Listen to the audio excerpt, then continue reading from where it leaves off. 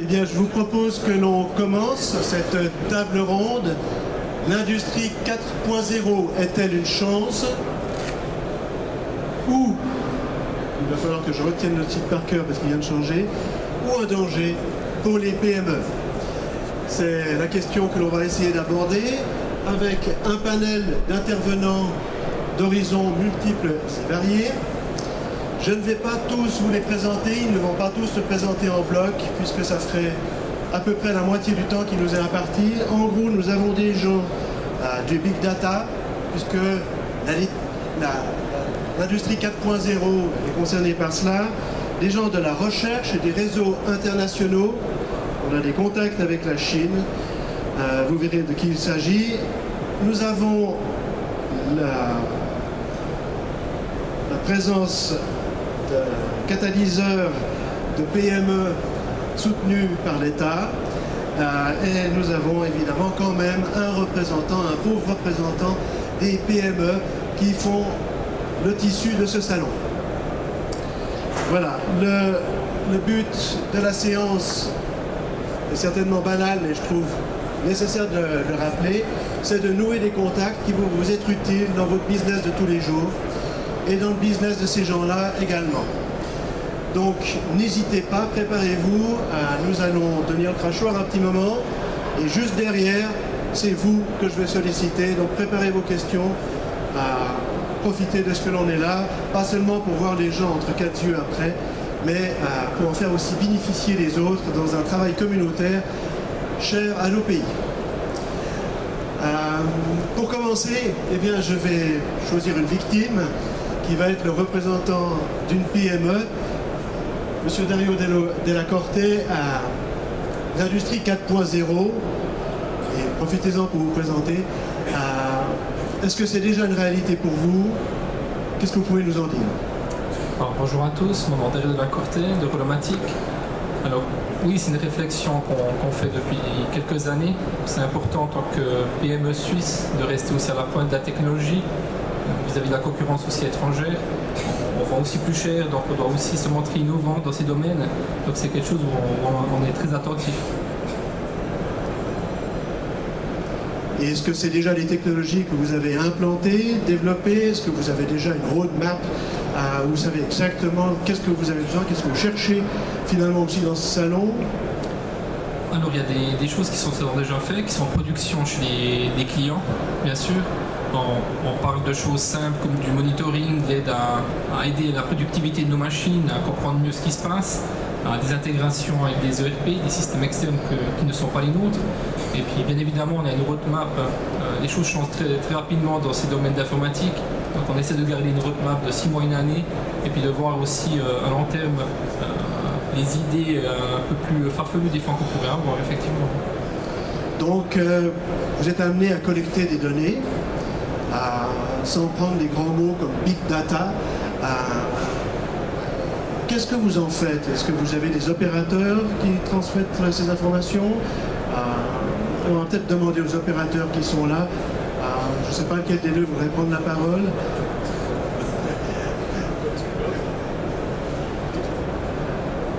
Ça marche déjà? Oui. Bonjour. Oui, les big data sont différents, je veux dire. Les big data, c'est peut-être une chose avec une place avec beaucoup de data qui se transfèrent toujours. Quelques machines, quelques manufactures, etc., etc. Mais aussi les big data, c'est aussi la promesse pour collecter beaucoup de data de quelques places dans territoire, de pays, dans l'Europe par exemple, et concentrer tous les dates dans une machine pour l'analyse. Et pour ça, je pense que ça existe déjà, mais c'est seulement le commence. C'est encore une honte qui nous avons vu maintenant, mais c'est lancé maintenant. Donc, vous vous sentez comme un pionnier dans ce domaine-là, même si vous avez déjà un champ d'application bien établi. Si je regarde votre voisin, Monsieur Yves Piton, est-ce que vous êtes dans un domaine comparable, complémentaire? Vous m'entendez là? C'est moi? Ok. Tout d'abord, bonjour. Je suis le directeur de VTX Telecom. On est un opérateur télécom centré sur les PME en Suisse. On offre des data centers, des services de connexion, tout ce qui est nécessaire pour pouvoir faire du processing. Je reviens de 4 ans dans la Silicon Valley et j'ai repris la direction de cette société dans un moment de besoin de changement, de turnaround. Et je pense que les questions importantes, c'est finalement, est-ce qu'on appelle ça industrie 4.0, 5.0? Il y a beaucoup de marketing blabla, il y a beaucoup de choses en fait qu'on voit tous les jours. Nous, le problème qu'on a eu, c'était de se recentrer, de savoir finalement dans une chaîne des valeurs qui est en mouvance et qui est en disruption, qu'est-ce qu'on sait fait mieux, qu'est-ce qu'on sait véritablement faire mieux que les autres, qu'est-ce qui a du sens pour l'écosystème, pour les clients. Et dans ce contexte-là, les problématiques des PME qu'on rencontre aujourd'hui, pour moi, ne sont pas tellement de savoir est-ce qu'on est capable de faire du processing de big data, parce que beaucoup de gens sont capables de le faire, mais finalement, qu'est-ce qu'on en recherche comme insight, comment est-ce que ça peut nous aider à nous positionner et de manière très concrète, sortir un petit peu la tête du guidon pour prendre un peu de recul et réfléchir à ces données, qu'est-ce qu'elles peuvent amener comme valeur ajoutée, comme facteur de différenciation. Et je pense que si on ne se pose pas les bonnes questions, ou si on n'est pas capable de prendre du recul et de mettre les ressources nécessaires pour faire des investissements, simplement au niveau cérébral peut-être, pas simplement au niveau des ressources, au niveau du capital, je pense qu'on peut déjà faire une liste de toutes les sociétés qui sont présentes aujourd'hui et qui seront mortes demain. Donc oui, de notre côté, on accompagne des PME dans des modes de changement, mais dans une logique effectivement d'opérateurs télécoms. Et ce qu'on essaie de faire, c'est beaucoup plus de pouvoir se rendre compte comment les changements de culture, les changements finalement de chaîne de valeur, de désintermédiation, de go-to-market et de business model peuvent avoir du rôle et comment les analyses et les données qui sont à disposition peuvent avoir du sens dans cette logique-là.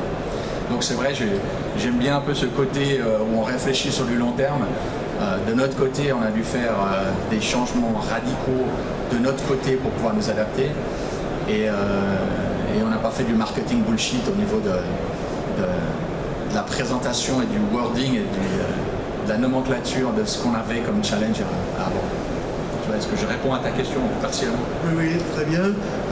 Donc on comprend qu'on collecte des données, on en fournit, on doit les transférer et quelque part on doit les traiter. Et pour ça, je vais peut-être demander à mon collègue professeur, dans le fond, une fois qu'on a ces données, comment les traiter, comment sortir quelque chose d'intelligent? Bonjour à tous.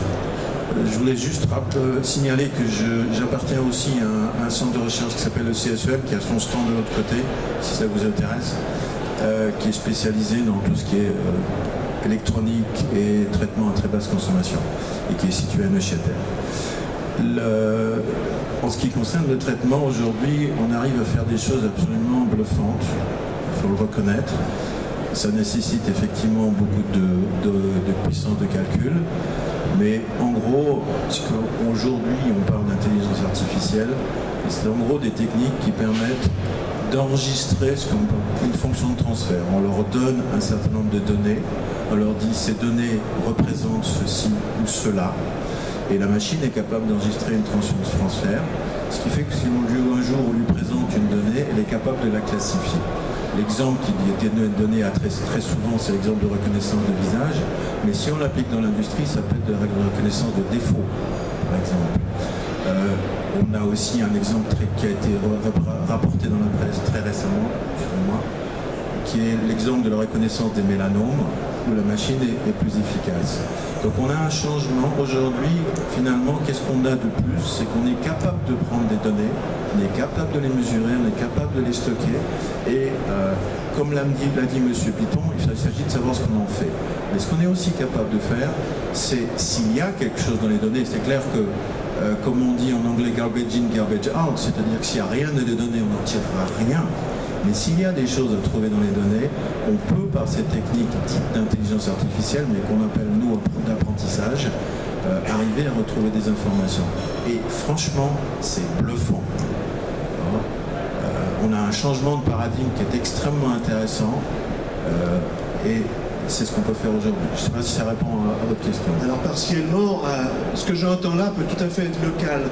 Que vient faire le cloud, que vient faire le réseau là-dedans? Bon, le cloud et le réseau sont plus juste un moyen de transporter, le réseau un moyen de transporter l'information, de l'amener où on en a besoin.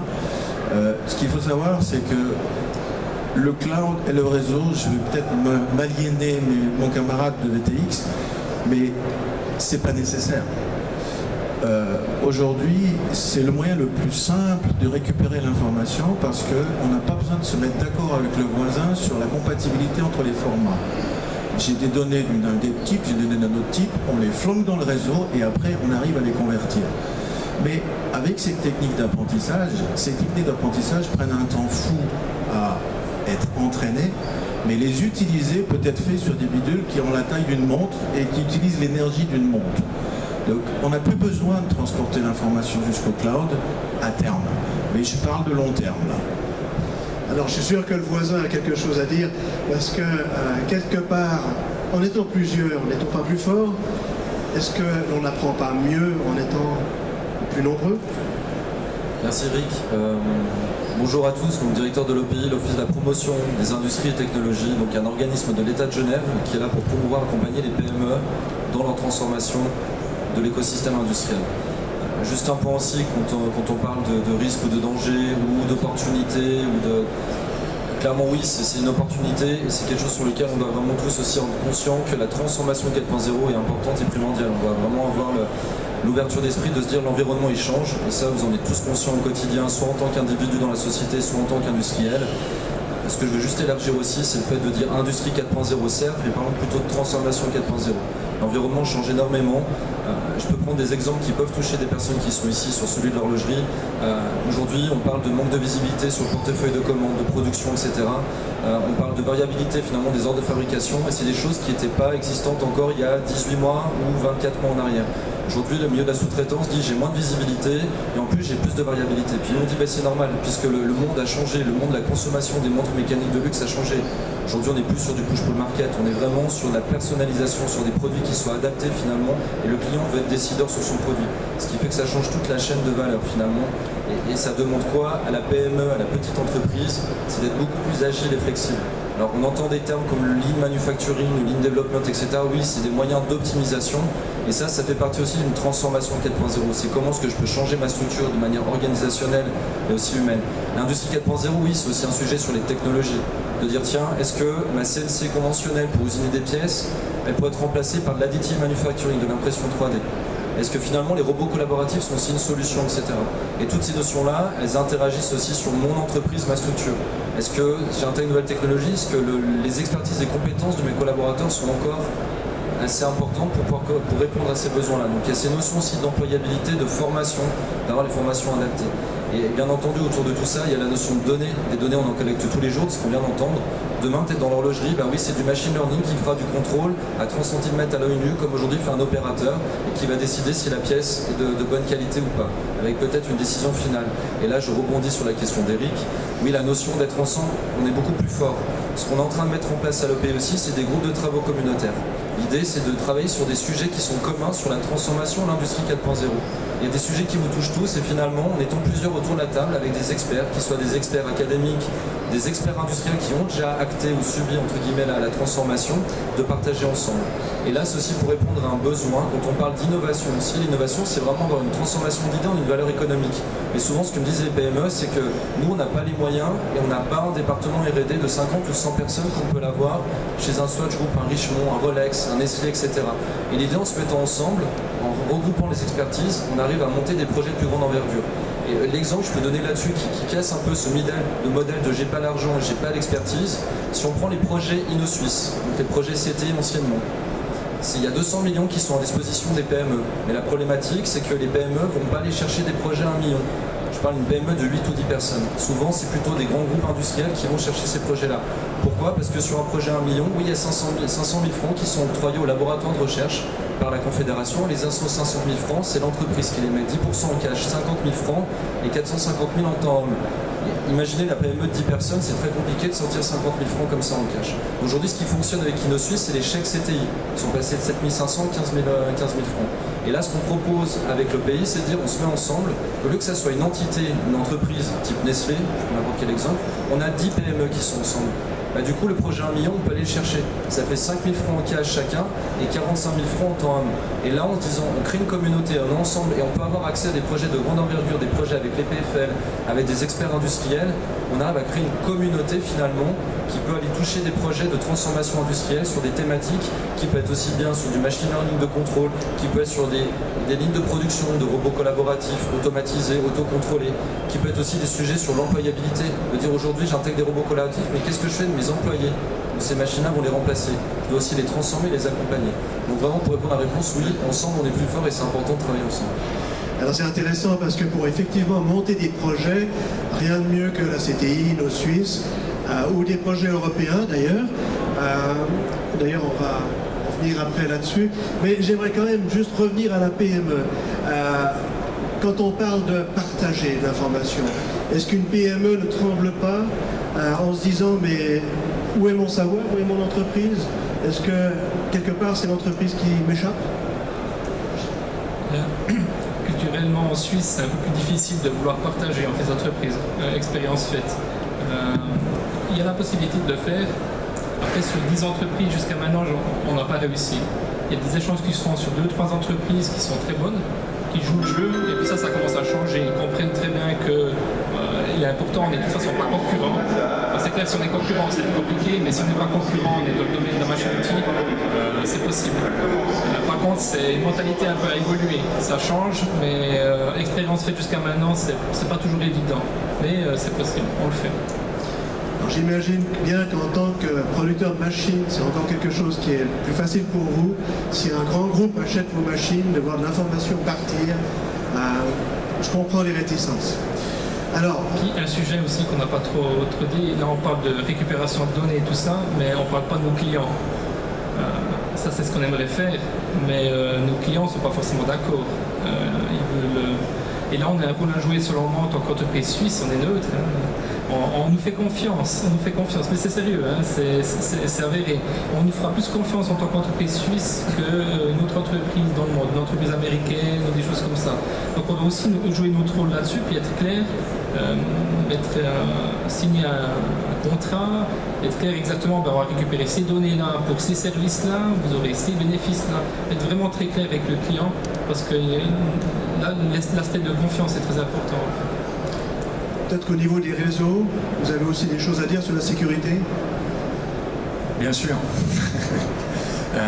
Mais j'avais tout d'abord envie de rebondir sur un point important ici. Quand on parle de partage d'informations et de transparence, c'est vrai qu'en tant que Suisse, en tant que PME, notre premier réflexe, c'est de protéger nos données, c'est de se dire que c'est notre cœur de métier. Et je pense que un des points essentiels dont on parle au niveau industrie 4.0, c'est effectivement la notion d'information. Je pense qu'il faut différencier l'information qui est notre cœur de métier, qui est notre compétence interne, de ce qui est pertinent pour nos clients, nos fournisseurs, et comment dans cette logique d'industrie qui évolue, on peut justement utiliser ces informations pour faciliter la vie en fait des autres acteurs dans la chaîne de valeur, en particulier nos clients, de manière à ce que ça devienne beaucoup plus sticky, de manière à ce que la migration d'un fournisseur à un autre soit plus compliquée, et que finalement le débat ou la discussion, la négociation ne se passe pas sur une notion de prix, mais beaucoup plus sur l'évolution en fait, et avoir dans un écosystème assez horizontal finalement une économie d'échelle qu'on n'arrive pas à avoir au niveau de la PME simple, mais qu'on peut créer justement avec le transfert d'informations, avec la gestion de l'information pertinente. Et après, effectivement, avoir une logique sécuritaire, savoir en fait ce qu'on partage, comment on le partage et pourquoi, comprendre la valeur stratégique de l'information qu'on a, ça c'est critique et personne ne peut le faire, personne d'autre que les différentes entreprises ne peuvent le faire. Mais je pense qu'il faut effectivement s'ouvrir dans une logique de beaucoup plus grande transparence, sans rentrer dans une logique de monétisation en fait de la donnée, mais de rentrer dans une logique de transparence et pas de protectionnisme à outrance. Ça va aider en fait chacun des acteurs, j'en suis convaincu, à se positionner, à se recentrer sur son métier, puis à se rendre indispensable de par les compétences qu'ils peuvent amener. En tant qu'ancien de Kudelski, je dois quand même poser la question. Quand on transfère des données aujourd'hui, on sait tous qu'en envoyant un email, Oncle Sam nous lit. Est-ce que dans le transfert de données industrielles, on est dans des niveaux de sécurité suffisants pour se dire, voilà, les les États ne peuvent pas regarder ce que l'on transfère. Alors je pense que si on pose la question à une personne qui vient pour faire un marketing pitch, il dira il n'y a pas de souci. Moi je suis convaincu que les problématiques sécuritaires, c'est toujours le chat et la souris. On ne peut pas garantir en fait une sécurité à 250%, c'est sûr. Par contre, il y a quand même des mécanismes pour pouvoir rendre la chose réaliste, pour pouvoir aussi comprendre, faire des types de scénarios, se faire challenger par d'autres personnes qui réfléchissent différemment et puis augmenter le niveau de sécurité. Je pense qu'aujourd'hui, le contrôle de la chaîne des valeurs est important. Comprendre où ça va, comment c'est géré, c'est critique. Et avoir en fait un écosystème de personnes, d'entreprises, où on sait à quoi s'attendre et où il y a un niveau de confiance, de respect, c'est crucial. C'est souvent lié à la pérennité des différents acteurs. Donc, oui, j'ai envie de dire qu'il y a encore partout du travail à faire, mais que ça va dans le bon sens. Et les niveaux de sécurité qu'on peut avoir aujourd'hui, disons les craintes sécuritaires sont souvent au mauvais endroit. Donc je pense que c'est pas au niveau fondamentalement du cloud ou de ce genre de choses en fait que les plus grands risques sont présents. C'est dans les habitudes de tous les jours, c'est même dans la notion de je contrôle chez moi, c'est souvent plus risqué en fait que de réfléchir différemment en fait en ayant une certaine économie d'échelle dans la protection de nos informations et de nos données. Merci Yves Piton. La sécurité nous amène aussi à la Chine. Il se trouve que l'on a dans notre panel quelqu'un qui connaît très bien ce milieu-là. Comment est-ce que l'industrie 4.0 se développe au-delà des frontières européennes? Oui, bonjour. Avant tout, je voulais demander si vous savez qu'est-ce que c'est la SUPSI. Oui, lui, il le connaît. Alors, c'est la HES du Tessin.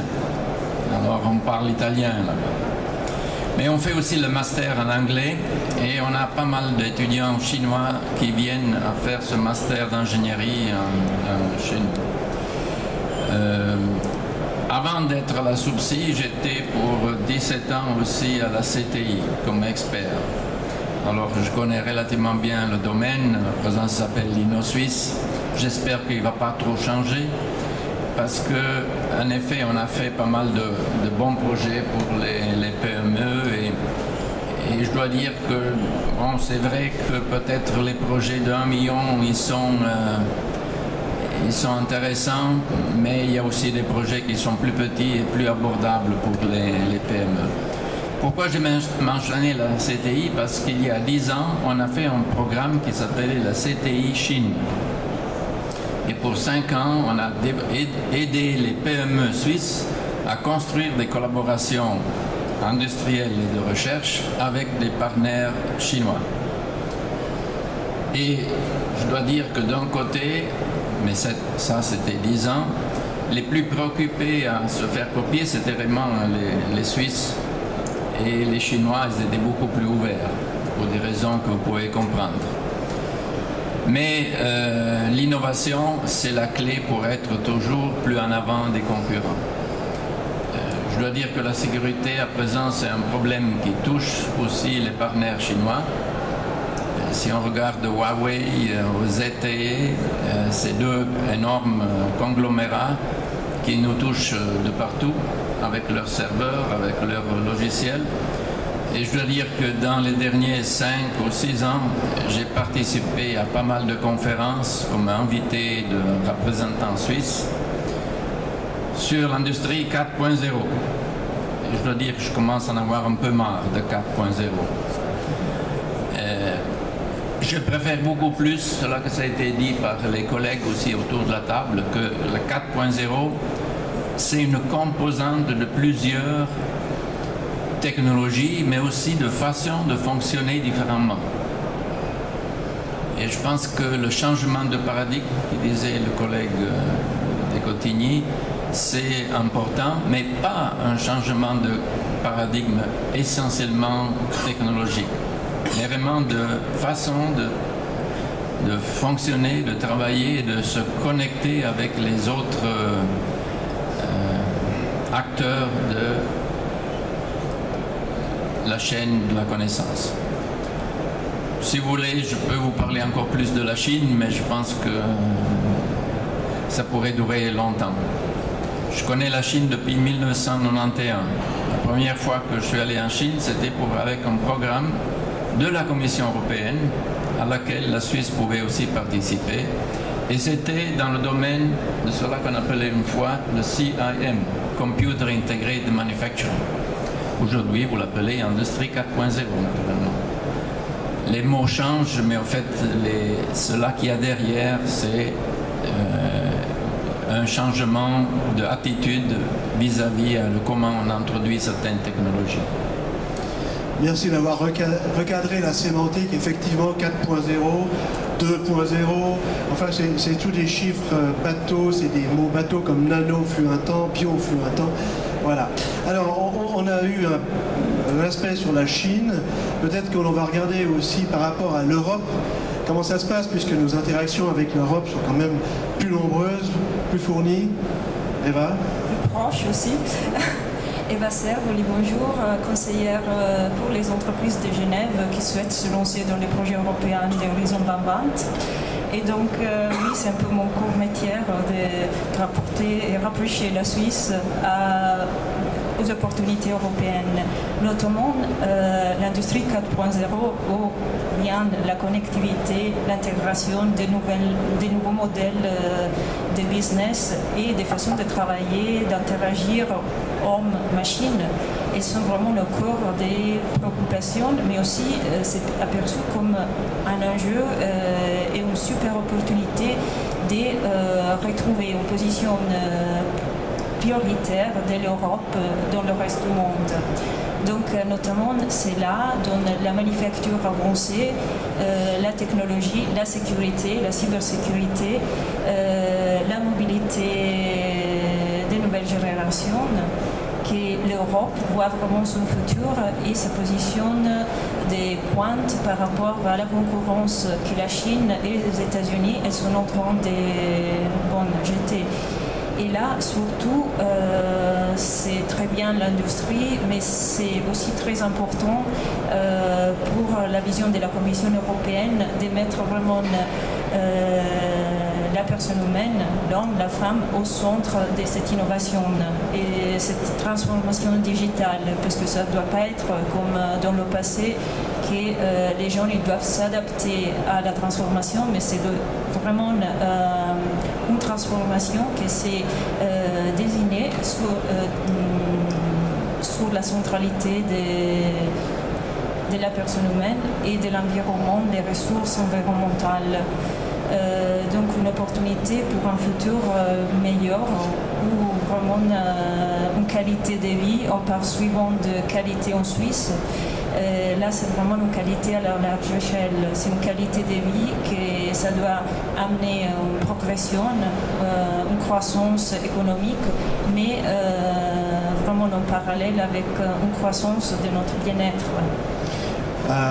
Donc on peut s'abonner à différentes mailing lists sur l'espace économique européen, sur YouResearch, sur admin.ch, enfin bref, le nombre de sites où on peut laisser son email et recevoir des propositions de projets et voir des choses intéressantes est grand. Est-ce qu'à ce moment-là, si on voit quelque chose d'intéressant potentiellement pour son entreprise, on peut venir vers vous? Mais oui, bien évidemment. C'est youresearch.ch, c'est vraiment l'organisme suisse pour le soutien, l'information et l'accompagnement dans trouver tout d'abord la bonne opportunité, parce qu'il y a des programmes qui couvrent tout le rayon de la recherche et de l'innovation. Et dans toutes les étapes, nous soutenons des projets qui sont vraiment novateurs dans la conception.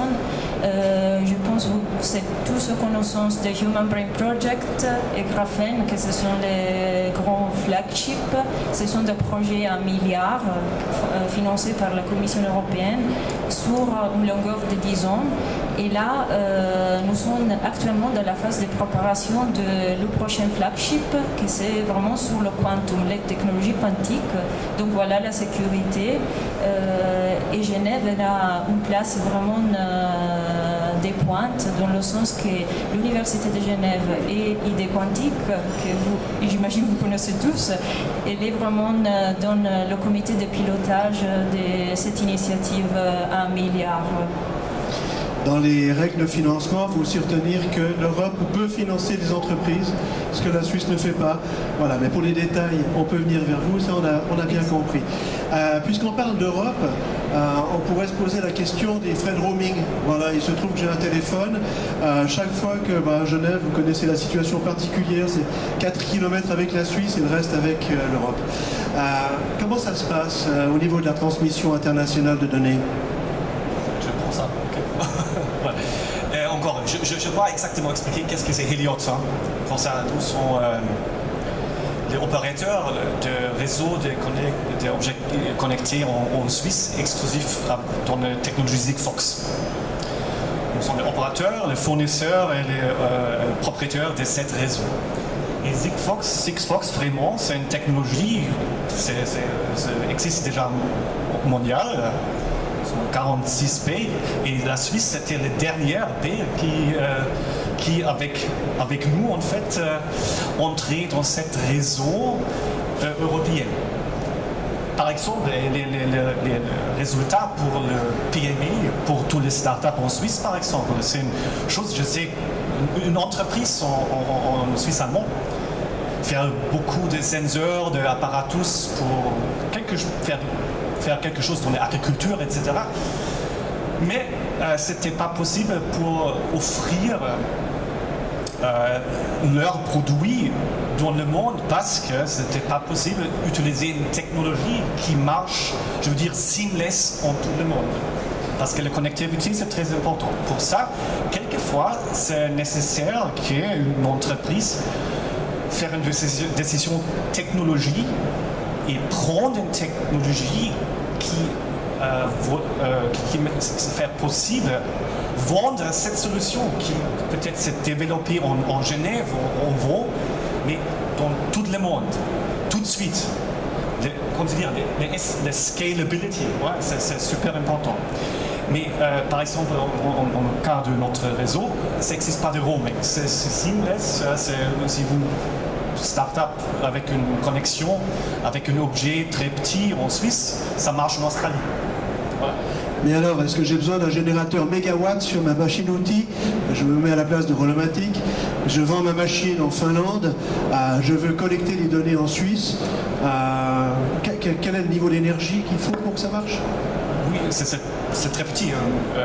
La pile, ça marche si vous transmettez 2 fois à un jour quelques informations basiques, ça marche pour 10 ans, 12 ans.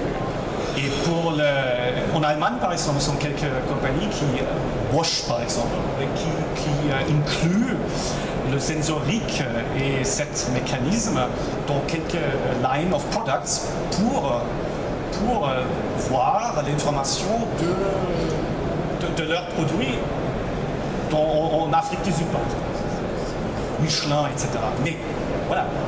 Mais pour moi, c'est plus important pour les PME parce qu'ils ont 2 challenges. C'est très important. Le premier, c'est les ingénieurs traditionnels. J'ai déjà vu. Quelquefois, comme dire en allemand, c'est dire überfordert. Il est challenge quelquefois avec tous les développements dans l'area IT. Pour ça, ça change aussi change de génération dans chaque PME. C'est une chose très importante. L'autre, c'est tous les layers protocolaires, les intégrations, la protection des data, GDPR, etc. etc. C'est beaucoup de travail pour une PME. Je suis Nestlé, bon, c'est pas problème. J'ai une stab, j'ai une Generalabteilung, voilà, c'est tout bon. Mais pour une PME, c'est super difficile. Pour ça, c'est important que toutes les solutions qui s'offrent aujourd'hui sont offertes dans une mode de plug and play. C'est super important. Merci. Voilà, peut-être qu'on va encore demander à Rolomatic, finalement, est-ce que vous vous sentez dans le trend?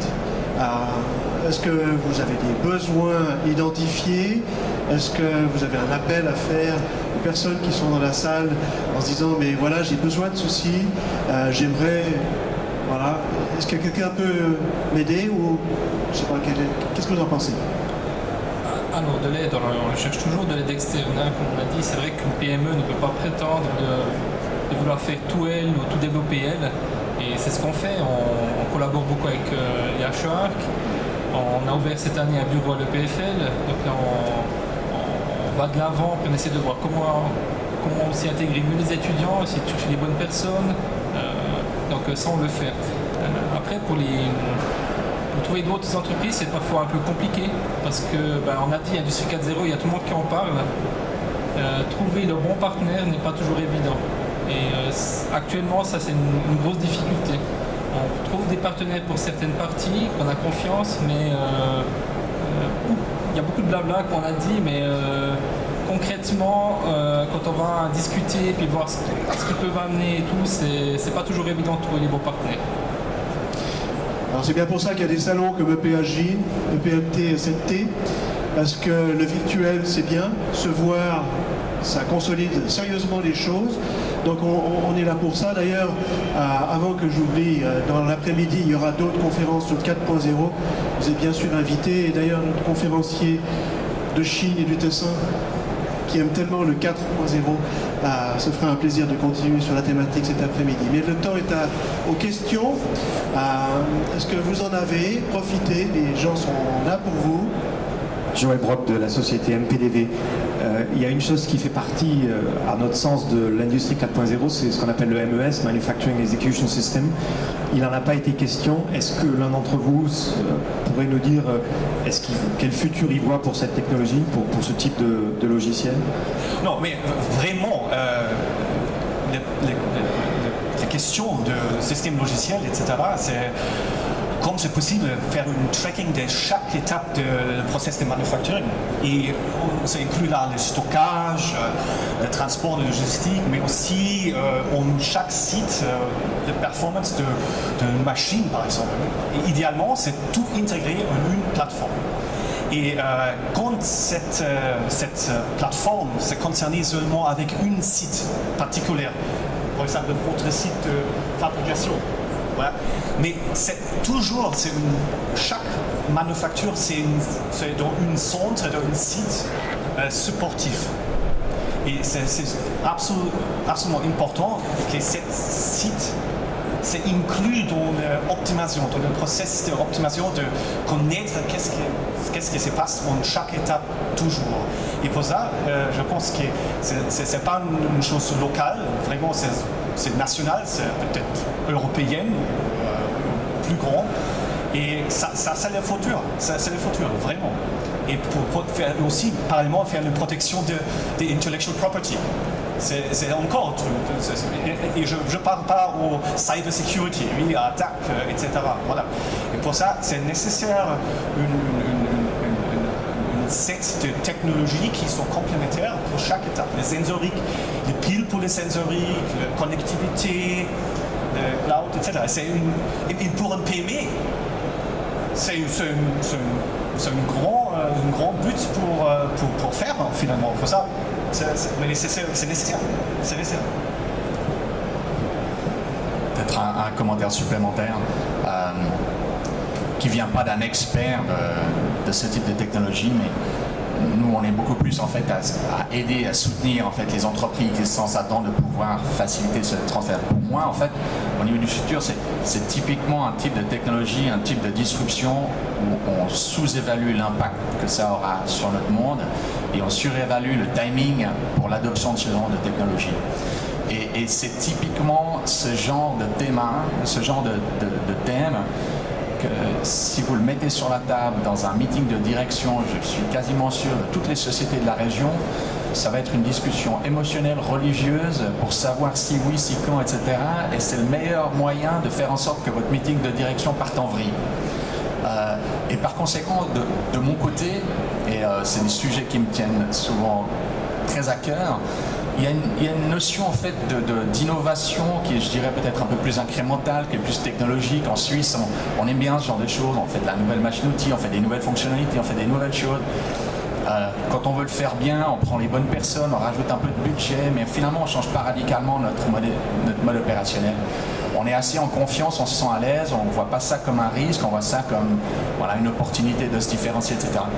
Pour moi, le problème vient beaucoup plus des changements structurels dans la chaîne des valeurs, avec des innovations qui sont plus sur les positionnements dans la chaîne des valeurs, des types de désintermédiation, les modes de go-to-market, où là c'est vraiment des problématiques de culture d'entreprise, d'ADN d'entreprise. C'est pas une notion juste d'avoir le directeur d'une PME ou un petit groupe qui s'en occupe, c'est vraiment des problématiques fondamentales. Et c'est vrai que je rebondis sur ce que mon collègue de l'OPI vient de présenter. Je trouve ça brillant de se dire on met des forces ensemble pour faciliter des réflexions sur les choses que les PME ne peuvent pas se permettre de faire. Je ne connais pas les problématiques de CAPEX nécessaires et le type d'investissement pour la partie MES, mais je pourrais très bien imaginer que ce soit tellement gros, tellement complexe et qui nécessite tellement de ressources que joindre les forces, même en fait pour plusieurs sociétés qui pourraient se concevoir à court terme comme concurrents, je pense qu'il y a de la valeur très claire à partir dans cette voie-là et je trouve ça admirable. Frédéric Dreyer. Juste un point par rapport à la question, parce que tout ce qui est lié aussi au MES ou les systèmes de production interconnectés, de savoir aussi sur l'ordre de fabrication. Aujourd'hui, ce qu'on disait tout à l'heure, c'est le just-in-time pour la production, c'est-à-dire des flux tendus, etc. De savoir à l'instant T, dans mon flux de production, sur mon ordre de fabrication, à quel instant je suis. Un sujet qui intéresse énormément l'horlogerie, et je vous laisserai peut-être consulter le dernier PME Magazine. Alors je prêche pour mon ancienne paroisse, mais Officine Panerai, qui est une marque du groupe Richemont, parle aussi du système screen, etc. Donc c'est comme dans une gare d'aéroport ou de train, on voit les ordres de fabrication en train de se passer. Et c'est des navettes sur lesquelles il y a des cellules RFID, et on sait à quel instant on est dans le flux de production. Aussi qu'il y a des étapes, etc. qui sont bloquées. Et les ordres de fabrication qui sont lancés typiquement aujourd'hui chez Panerai, c'est dans d'autres aussi maisons, horlogères, etc. C'est plus des OF d'ordre de fabrication de 50 ou 100 montres, maintenant c'est des ordres de fabrication de 1 ou 2 montres. Quelque chose qui casse complètement le business model finalement de production d'une manufacture industrielle qui produit des dizaines ou des centaines de milliers de montres par année. Donc il y a toute cette notion-là. Puis l'autre chose aussi que je voudrais dire par rapport à fait de dire on connecte, on se met ensemble, on est en communauté, des choses qui sont importantes sur le soutien aussi au niveau des intercantonales, au niveau fédéral, c'est aussi les clusters. Si je prends le cluster qui est associé à l'OPI, c'est le cluster Alpine Society, qui est un cluster lié à tout ce qui est système d'information, IoT, etc. Et ils mettent en place aussi ce qu'ils appellent des industries connect. Et là, l'idée, c'est de mettre ensemble, une fois de plus, des sociétés qui vont partager ce qu'ils ont fait. Donc on retrouve des horlogers à côté de certains métallurgistes, etc. de dire comment est-ce qu'on peut travailler ensemble sur des sujets qui sont en lien avec de l'interconnexion sur des technologies, de l'IoT, c'est quoi les technologies aussi de basse consommation, le 5G, etc. etc. Et donc on parle aussi de BIM, je prends très large, mais tout ce qui est aussi les bâtiments intelligents. Aujourd'hui les bâtiments, le Smart City, le Smart Canton, on voit qu'aussi des sociétés comme IEM, qui sont des parcomètres, on met des pièces, maintenant ils sont passés de produits à services. Donc c'est une plateforme qui est mise dans le bitume et qui sait à quel moment les places sont libres ou pas. Et vous, sur votre smartphone, vous pouvez savoir où c'est que je peux aller me garer à telle heure avec des prédictions, etc. Donc c'est qu'il y a tout un changement aussi sur l'écosystème de flux de production, etc. etc. Si je peux ajouter quelque chose, il y a la même vision aussi à l'échelle européenne, donc une collaboration beaucoup plus ouverte. La connaissance d'ailleurs, c'est la seule chose qui est partagée et l'augmente. Et il y a des actions vraiment concrètes pour soutenir les Factories of the Future. Donc c'est vraiment des appels à projets pour soutenir à niveau financier le développement des solutions pour Factories of the Future, comme on dit.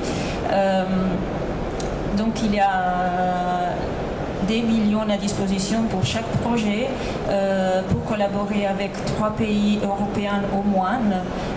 Et c'est vraiment visé à mettre ensemble des compétences qui viennent du monde industriel, du monde de l'académie, des PME, des grosses structures.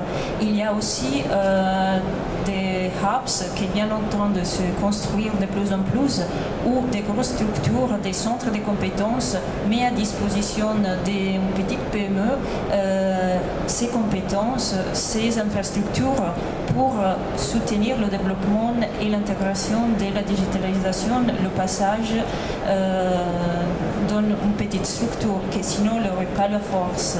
Et là, ça touche vraiment la manufacture, ça touche aussi la mobilité. Nous nous avons le gros projet Smart Cities qui est vraiment à l'échelle européenne. Carouge, elle en fait partie. Ça touche la cybersécurité, donc vraiment n'hésitez pas à explorer les opportunités que ça ouvre à niveau cantonal, à niveau national et à niveau international européen. Merci Eva. Claudio? Oui, il me semble d'avoir entendu tous les mots et toutes les technologies qui pourraient rentrer et qui sont rentrées dans l'industrie 4.0. Alors, je ne sais pas si je jette un pavé dans la mare ou bien une provocation, mais il y a un mot au lieu que je n'ai pas entendu. Et si je le mentionne, ce n'est pas parce que je l'ai lu simplement dans la littérature, mais c'est parce qu'on travaille déjà au niveau du Tessin sur cette technologie, et c'est blockchain. Voilà, alors tous mes collègues commencent à sourire. Et j'aimerais bien entendre leur impression sur cette nouvelle technologie parce que ça risque d'être une nouvelle vague qui va au-delà même de l'industrie 4.0. Je ne vais pas dire mon impression sur ça, mais j'aimerais bien entendre... voilà. Le voisin? C'est bien que ce soit un industriel qui prend la parole. Alors effectivement, blockchain, on l'associe souvent au Bitcoin. Mais c'est pas Bitcoin. On l'associe là parce que ça permet d'avoir une confiance en fait entre les partenaires. Alors j'ai lu certains articles et trouvé des idées vraiment très intéressantes. C'était par exemple pour le domaine de la machine-outil, c'est s'assurer, le client qui veut revendre la machine, il pourra s'assurer que comment elle a fonctionné la machine durant toute X années. Ou une voiture qu'elle a fait tant de kilomètres, on ne pourra plus tricher puis dire non, elle a fait 15 000, pas 50 000 kilomètres, etc., etc. Donc effectivement, blockchain, c'est dans l'industrie maintenant, on n'entend pas souvent parler, mais c'est quelque chose qu'il faut suivre de près puis commencer à réfléchir comment ça peut nous être utile. Est-ce que vous avez les ressources en interne pour suivre ces technologies-là ou vous faites appel à l'extérieur, à des centres de recherche, à des HES, des universités? Pour l'instant, c'est juste de l'intérêt. Il n'y a pas un projet concret là derrière. Donc non, pour l'instant, il n'y a pas de choses. Juste un petit mot. Le blockchain, on en parle beaucoup, mais je vous rappelle quand même que ça va contre l'intérêt de la plupart des gens. C'est une technique totalement décentralisée qui se passe des banques, qui se passe des autorités. Et donc, c'est pas sûr que ça débouche parce que justement, il y aura cet obstacle-là. Je parlais tout à l'heure on parlait du big data et de la centralisation de l'information. Ça intéresse beaucoup de gens de centraliser l'information, de ramener, de la transporter, etc. Donc la décentralisation que le blockchain permet n'est pas dans l'intérêt de beaucoup de gens. Juste.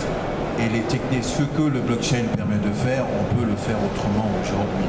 Donc je ne sais pas si ça remplit ce que mon ami Claudio voulait dire.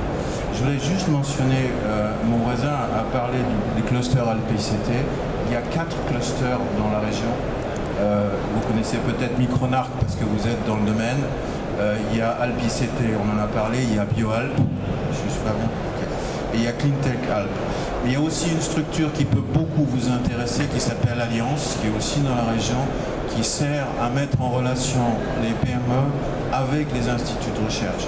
Et faites-en appel, ils ne vous demanderont pas un sou pour faire ça. C'est très intéressant, surtout pour les petits, on parlait des petits qui arrivent de ce côté-là. C'est ça que je voulais ajouter.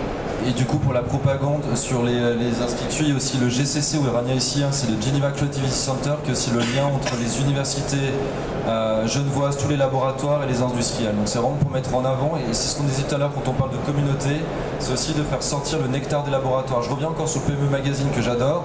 Il y avait un sujet aussi il y a quelques semaines qui était ces pépites dans les laboratoires qui n'arrivent pas à naître au sein des entreprises. Avec cette vallée de la mort qu'on entend tous parler, mais c'est aussi, il y a vraiment, on parle d'Alliance TT sur le canton de Vaud qui est interrégional, et sur Genève il y a vraiment ce GCC qui est vraiment aussi un lien important pour le milieu industriel et de les aider sur des sujets qui peuvent être, oui, la blockchain, mais des robots collaboratifs sur des bâtiments intelligents, etc. etc. Alors j'aime bien quand on voit les têtes sur des acronymes. Rania, peut-être tu peux dire 2 mots sur le GCC et oui. Tu peux te lever, comme ça on voit bien qui tu es. Bonjour à tous. Donc le Geneva Creativity Center est effectivement un centre qui a été mis en place en 2011 par 4 institutions que sont l'Université de Genève, la HESS sur Genève et les milieux industriels, donc représentés par l'Office de la promotion de l'industrie et technologie et puis l'Union industrielle genevoise. Et en fait, on fait le lien effectivement entre la recherche au niveau de la HES et l'Université de Genève et puis les entreprises du canton.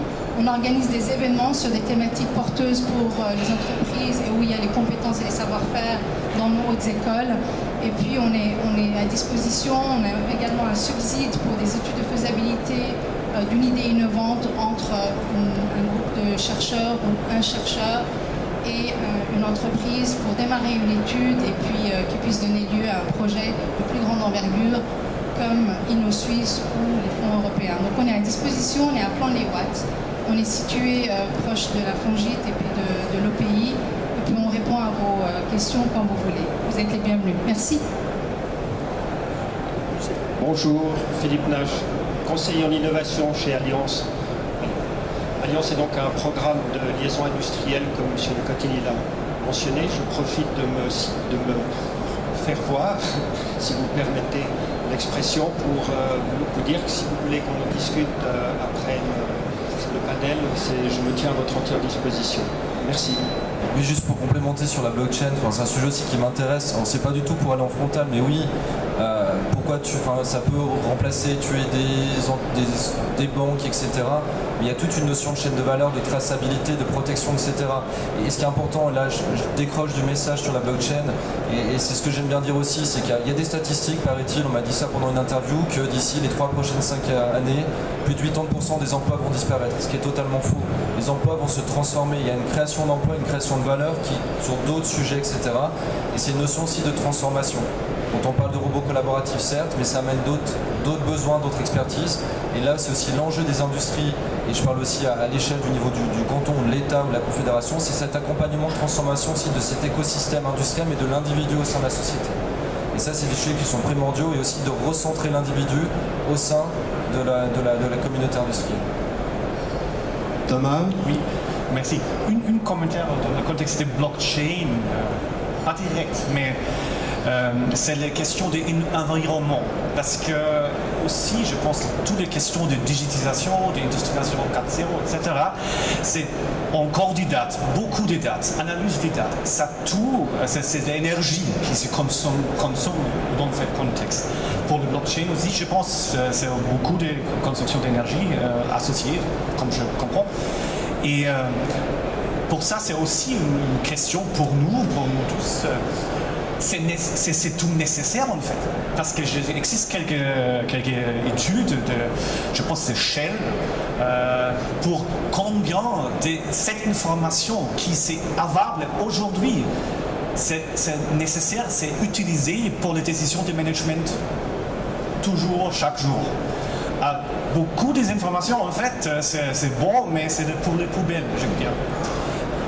Mais c'est toujours consomme aussi des énergies et des ressources. Oui, c'est pas seulement l'énergie, c'est le métal spécial, etc., etc. Pour ça, c'est un autre aspect pour toutes les digitalisations, pour le futur, aussi faire une considération dans ce contexte. C'est vraiment nécessaire. Qu'est-ce que c'est le business case? C'est pas seulement une proposition d'un consultant qui c'est bon, mais c'est vraiment qu'est-ce que les valeurs additives pour moi, pour cette fonction, pour cette PMI. C'est une question qui quelquefois, c'est pas vraiment répondre aujourd'hui. Merci. Merci. On a une question ici. Oui, bonjour, Matteo Mazzeri. Je reviens juste à l'argument de comment trouver une façon collaborative d'amener des solutions à des problématiques d'industrie 4.0 concernant le développement par exemple des logiciels qui répondent à la traçabilité. Est-ce que vous connaissez et vous avez déjà considéré des licences libres et les Creative Commons pour en fait créer un patrimoine informationnel commun et mettre donc à profit collaboratif de tout le monde des solutions qui peuvent être à très large échelle. J'en parle parce qu'on a fait ça sur une industrie spécifique et ça marche très bien. Yves Piton, tu veux prendre la parole? Je peux essayer de commenter sur ce point-là. Tout d'abord, qu'on parle effectivement d'open source, de logiciels libres, ou qu'on parle de blockchain, Moi, je suis un fervent partisan d'ouverture, et quand on regarde comment les communautés d'open source ont pu se développer, et comment d'un point de vue sécuritaire, d'un point de vue fonctionnalité, d'un point de vue cycle de vie du soft, ça peut être très très différent de ce qui est contrôlé en vertical par les entreprises. Je pense que c'est très très intéressant. Je suis peut-être pas le meilleur exemple en fait venant du monde des télécoms où c'est quand même extrêmement régulé, où les problématiques en fait de propriété intellectuelle sont pas directement entre nos mains mais plus au niveau des fabricants. Donc, je ne sais pas si on est le bon exemple, mais je trouve que quand on parle de décentralisation, de perception de perte de contrôle qu'on peut avoir sur le blockchain, je pense qu'il y a des mécanismes et des changements de paradigme qui sont cruciaux. Au niveau de la propriété intellectuelle et au niveau de Creative Commons ou ce genre de choses, je ne crois pas qu'on est en fait aujourd'hui, alors je peux peut-être me tromper, mais les problématiques de brevets, je ne suis pas sûr que ce soit la priorité numéro 1 en fait de la majorité des gens sur le salon. Malheureusement peut-être, donc à partir du moment où les cycles de vie ou les cycles d'innovation sont de plus en plus rapides, les complexités de gestion de brevets, que ce soit au niveau coût administratif, ressources, etc., sont telles que beaucoup de sociétés vont en direct en se disant on a meilleur temps d'exploiter notre compétence et finalement l'exploitation d'un cycle de vie plus rapide ne nécessite pas de brevet. À partir de ce moment-là, je ne sais pas comment en fait la pertinence d'avoir du Creative Commons en fait peut permettre de licencier ou de donner la technologie en fait de manière différente, ou si ça peut être pertinent. Alors peut-être pas dans mon industrie ou dans mon secteur ou dans ma verticale aujourd'hui, mais j'ai pas l'impression que ce soit quelque chose qu'on arrive en fait à implémenter de manière assez rapide. Alors je serais très heureux d'avoir tort. Si quelqu'un peut m'éclairer. Frédéric. Moi, je veux juste aborder 2 points pour répondre à une question ici, puis finalement aussi de ce qu'on a pu entendre par rapport à la maison Rolomatic sur les recherches d'expertise et finalement de trouver les bons experts. Pour aller à ce niveau-là, pour venir sur les communautés, finalement sur les partages d'informations, l'IP en fait partie, mais finalement on peut tacler ça assez rapidement. Sur la communauté d'experts, juste pour le principe, je suis arrivé il y a 2 mois à l'OPI, donc l'Office de la promotion de l'industrie, j'ai demandé qui sont nos clients. Puis on me dit les PME, je dis super, mais qui sont nos clients? Les PME, je dis non. Quelles sont les expertises et compétences de l'écosystème industriel genevois pour savoir comment on doit s'adresser finalement à nos industriels genevois par rapport à leur expertise et compétences. Et là, il y a un travail aussi qui est fait par l'État de Genève qui est assez intéressant, qui est la cartographie 2.0, qui va prendre une ampleur assez démentielle d'ici les 6 prochains mois. Vous en entendrez parler. Mais l'idée, c'est de représenter un écosystème industriel d'experts, c'est-à-dire l'individu aussi dans la société. Tiens, j'ai besoin de quelqu'un qui est calé en intelligence économique ou quelqu'un qui est bon dans les data science, etc. Et se dire, dans l'environnement où je vis, je vais trouver les meilleurs experts. Ça revient sur les groupes de travail communautaires dont on parlait, de dire dans la communauté, on met des experts, bien entendu, de recherche, mais aussi industriels. La personne qui a vécu la transformation, etc. Aujourd'hui, de ce qu'on voit sur le premier projet qui est en train d'être monté, l'échange, il est juste démentiel. C'est-à-dire que maintenant, le mindset a tellement changé. On n'est plus en train de protéger un précaré, on est en train de tout mettre sur la table et dire nous, on a merdé vulgairement là-dessus, on s'est cassé la figure pour ça, pour telle raison. Puis maintenant, on voudrait savoir comment aller. Puis le gars à côté qui a déjà fait la transformation se dit nous, ça a marché dans ce sens-là. Et c'est quelque chose qui prend une ampleur, mais assez démente. Et on le retrouve aussi dans le milieu de la sous-traitance. Hier, j'en avais touché un mot, mais il y a 30 ans, 40 ans en arrière, les sous-traitants horlogers travaillaient ensemble. C'est quelque chose qui a disparu. Chacun était dans son précaré, puis il voulait plus travailler avec son voisin de table. Et aujourd'hui, ça revient à la mode. On partage nos expertises et compétences, on travaille ensemble et on est plus fort. Parce qu'on est en Suisse, puis oui, le salaire est élevé, par contre on a des produits à haute valeur ajoutée, puis moi si je commence à prendre l'expertise de mon voisin, que je la complémente avec la mienne, on est beaucoup plus fort. Et dans cette communauté qu'on crée, juste pour dire aussi, parce qu'on a des PME, mais on a aussi des gros industriels. Et un gros industriel m'a dit, moi, la contribution cash de toute la communauté, je la paye pour tout le monde. Et puis d'ailleurs, ce que j'attends des PME, c'est qu'elles sont plus petites. Donc elles seront plus réactives et agiles, et puis elles vont nous mettre vulgairement aussi un coup de pied aux fesses. En disant, regarde, la petite PME de 10 personnes, elle est beaucoup plus agile que nous, on est 6000 employés. Et c'est vraiment important quand on parle de communauté de partage. Aujourd'hui, la notion d'IP, oui, mais les brevets, et je suis assez juste là-dessus, les brevets, ça s'entretient, ça dure 15 ans, on veut le mettre à l'international, c'est des centaines de milliers de francs. Aujourd'hui, c'est plutôt, on va à l'attaque, on est agile, on est flexible, on avance et on avance dans ce sens-là. Merci, Eva. Oui, aussi à ce même sujet, à niveau européen, on a une très forte puissance vers Open Science, Open Innovation. Donc ça veut dire vraiment la collaboration ouverte des acteurs qui viennent de milieux différents, des secteurs différents. Et là, c'est même l'option de default, une fois qu'on participe à un projet européen, des données Open Access, les publications, mais aussi les données qui sortent de la recherche et du projet. Là, ça devient encore plus fort vers le prochain programme cadre qui s'appelle Horizon Europe et qui partira de 2021, où ça ne devient pas seulement une option de default, mais ça devient une obligation. Et là, attention, parce que ce n'est pas incompatible avec la protection à niveau brevetuel, parce que là, ça existe toujours. Donc, nous avons une très grosse quantité de PME qui ont participé à des projets européens. Donc le 20% des budgets européens pour la recherche et l'innovation, elle est vraiment dédié aux PME et les PME, ils ont déjà dépassé ce seuil des 20% de participation qui était attendu par l'Europe. Et là, c'est pas qu'il reste son protection des propriétés intellectuelles. Donc les deux notions, elles sont compatibles. Dario? Je ne vais pas me faire des amis en disant ça, mais là on voit très bien la complexité après pour une PME faire un choix. Quand on est jeune et fait quelque chose, notre région, il y a la Schwark de Bienne, Neuchâtel, Yverdon, ils sont à 20 minutes d'écart, ils n'arrivent pas à se mettre d'accord. Chacun fait sa petite association. Dans l'association, il y a encore une autre association qui se crée. Il y a Industrie 2025 qui se crée. Alors, Horizon 2020, c'est encore autre chose parce que c'est européen. Alors il faut se mettre à la place des PME. Je vois l'Allemagne, c'est super, je me rappelle plus le nom de l'école maintenant en Allemagne, Schule. Voilà, c'est centraliser toutes les écoles, chaque école a une spécialisation. Si on a besoin de faire un projet de learning, on est en contact directement avec l'école, on a directement tous les experts avec.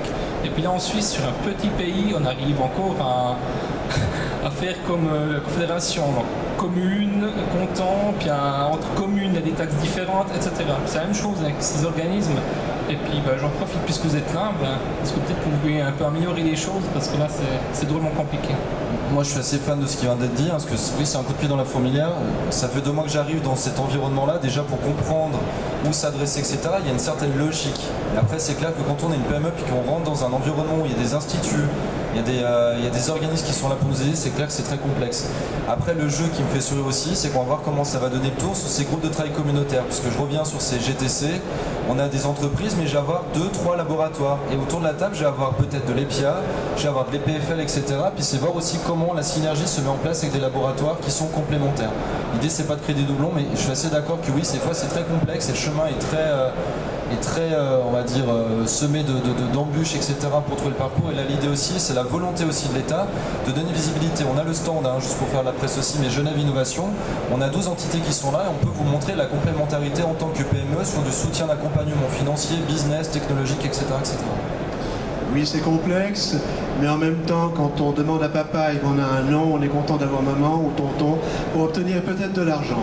Donc des fois, c'est le prix de cette complexité. Il y a une autre question? Merci. Chez vous, côté école de gestion de Genève, je rebondis sur ce que vous avez dit, notamment sur la présence justement des hautes écoles. Mais ce qui m'intéresse le plus, c'est pas la présence des hautes écoles, c'est plutôt la présence de nos étudiants, de nos futurs, en tout cas,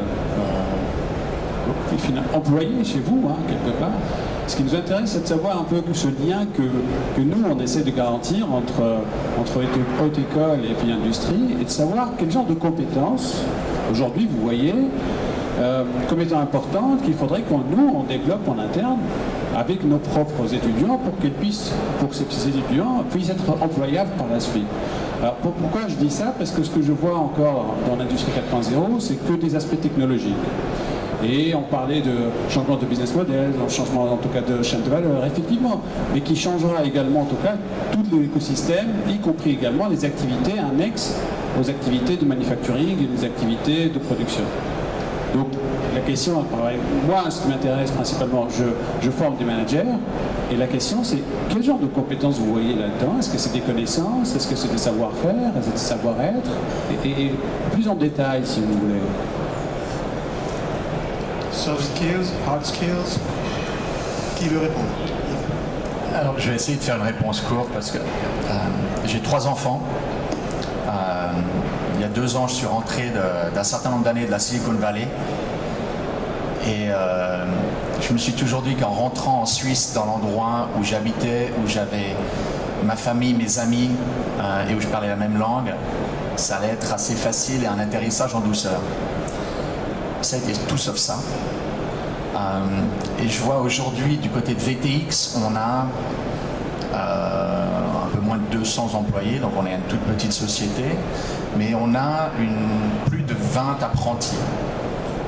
Donc on investit beaucoup, pas parce que ce sont des employés qui coûtent moins cher, mais parce qu'on croit dans la logique de transfert de compétences, de formation. Peut-être qu'on ne trouve pas non plus aujourd'hui sur le marché les gens qui ont les compétences dont on aurait besoin. Et ce qu'on peut voir, c'est qu'avec ces cycles qui sont assez rapides, je pense que ce qui se passe au niveau académique est intéressant. Il y a une certaine remise en question. Ce qu'on voit en fait dans je dirais jusqu'au gymnase ou jusqu'au bac est un peu plus figé. Et les cycles de réflexion, de prise de décision, que ce soit au niveau politique, pour faire quelque chose qui ait du sens pour nous, est un peu trop long. Donc moi, ce que j'aimerais, c'est que les gens qu'on a le potentiel d'engager aient une structure mentale et une approche et un engagement, une curiosité qui font qu'ils ont la plasticité cérébrale et l'agilité mentale de pouvoir réfléchir, s'engager et se sentent concernés. Si on a ça, je pense que déjà pour nous, on arrive en fait très facilement à pouvoir les aiguiller et ça crée les bons ponts, les bons bondings entre le monde académique et le monde de la formation, les problématiques de transfert de technologie et de compétences et finalement notre industrialisation. On a besoin d'avoir des gens derrière aussi qui sont solides. Et quand on arrive à avoir l'engagement, la curiosité, la capacité de problem solving, la manière d'adresser un problème de manière factuelle, de manière réfléchie, j'ai envie que ça puisse aller beaucoup plus dans cette direction-là. On voit maintenant sur le PFL, il y a toute une logique en fait qui sort un petit peu de la partie physique et maths avec beaucoup plus en fait de réflexion stratégique au niveau, voilà, à travers les différentes formations. Je pense que c'est quelque chose qui devrait commencer beaucoup plus tôt. Et je pense que dans toutes les académies, universités ou écoles d'ingénieurs, c'est des choses qui sont cruciales. Si vous investissez aujourd'hui au niveau formation pendant 4 ans dans une techno qui a plus de sens dans 5 ou 10 ans, la bataille elle est déjà perdue avant d'avoir été commencée. Donc là, en fait, il y a une problématique de fond où c'est peut-être pas simplement les technos à un niveau supérieur, mais plus les fondamentaux et les dénominateurs communs qu'on doit leur apprendre de manière à ce qu'on ait des gens qui soient bons aujourd'hui, bons demain et qui seront les champions de ces transformations. Aujourd'hui, à mon avis, c'est pas encore le cas. Frédéric Dreyer, 2 minutes. Juste pour dire, je suis aussi assez en ligne avec ça. D'ailleurs, il y a un travail qui est en train de se faire avec l'OPI et d'autres partenaires, avec les HESO, sur les formations aussi de demain.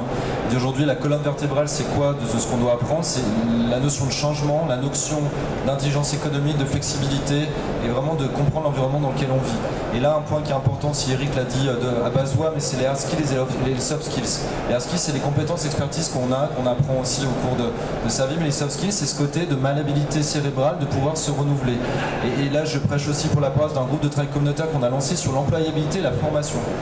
Et là, on travaille avec un professeur de neurosciences qui travaille pour les personnes atteintes d'Alzheimer. Parce qu'elles ont des connexions neuronales qui sont mortes. Par contre, il arrive à réactiver des zones neuronales qui sont éteintes. Et là, on travaille avec lui pour des employés, des collaborateurs d'entreprise, pour arriver à activer, selon le niveau cognitif de chaque personne, des zones du cerveau pour à nouveau créer une nouvelle structure, entre guillemets, cérébrale, mais une adaptabilité. Il faut savoir qu'il y a plus de 30% d'employés, quand on les change d'environnement de travail et de job tout court, au bout des 6 mois, ils sont démissionnaires. Parce qu'il n'y a pas eu cet accompagnement et il n'y a pas eu la formation.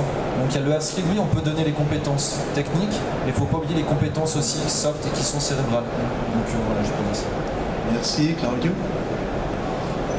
Oui, peut-être pour donner une réponse aux collègues. Effectivement, il y a un changement aussi de paradigme vers la formation et vers nos jeunes étudiants. Il y a 7 ou 8 ans, nos entreprises, petites entreprises au Tessin, c'est toutes des entreprises qui font de l'export. Et leur marché il devient toujours plus fort, c'est la Chine, vu qu'on m'a introduit comme expert de la Chine. Et puis ils nous disaient, mais oui, mais vous formez des ingénieurs qui ne savent rien de la Chine. Ils ne savent rien de comment on peut aller travailler en Chine, comment on doit transformer notre entreprise pour qu'elle devienne compétitive sur le marché chinois. La réflexion ça a été faite en pensant qu'on est en tout cas une école HES orientée à la profession pratique et on a créé un module dans lequel on prend nos étudiants suisses, on les fait connaître rencontrer avec des entreprises suisses qui ont aussi leur activité en Chine. Ils rencontrent des entreprises ici en Suisse, ils discutent avec les managers, avec les ouvriers, et puis ils passent 2 semaines en Chine à voir la même opération, mais sur le territoire chinois. Naturellement, ils rencontrent aussi des entreprises purement chinoises pour voir la différence. On avait commencé ce cours, ça fait 8 ans, avec 8 étudiants, seulement de la SUPSI, seulement du Tessin. Cette année, d'ici un mois, on aura 45 étudiants de toute la Suisse qui vont participer à ce module. Et tous les étudiants qui retournent en arrière de cette expérience, ils nous disent « ça, c'est cela qu'on a besoin ». Ce n'est pas seulement des cours, des conférenciers qui nous disent comment la Chine fonctionne, ne fonctionne pas, comment on doit être compétitif, mais c'est d'aller sur le terrain et voir comment ça fonctionne. Merci pour ce témoignage. On voit qu'on est parti de l'industrie 4.0 et on arrive à famille 4.0 ou à individu 4.0. Donc ce 4 ne veut rien dire, on est bien d'accord, mais il y a une révolution qui est en cours et était-ce une chance ou un danger? Je crois que la question n'était pas là finalement, vous l'avez montré, le train est parti, il est passionnant, on n'a pas d'autre choix que de sauter dans un wagon, choisir lequel, et d'aller de l'avant. Donc il me reste à remercier en votre nom ceux qui ont participé, qui ont animé, qui ont fait cette table ronde. Merci, je vous propose de les applaudir.